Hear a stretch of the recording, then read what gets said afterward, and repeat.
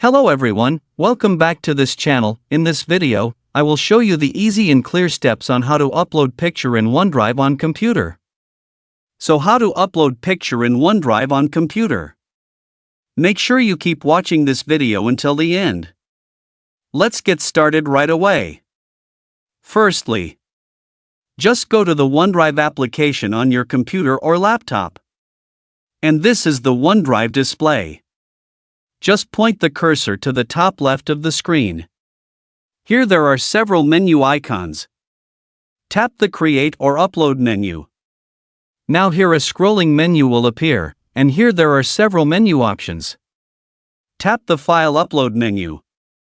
And here your computer Windows folder will appear. And select the image that will be uploaded. And OK. Now wait for the upload to finish. To see it, point the cursor to the left of the screen and tap the Photo menu. Now you can see the picture that I just uploaded is already there. So that's it, tutorial how to upload picture in OneDrive on computer. Thank you for watching. I hope this video is useful. See you in the next video.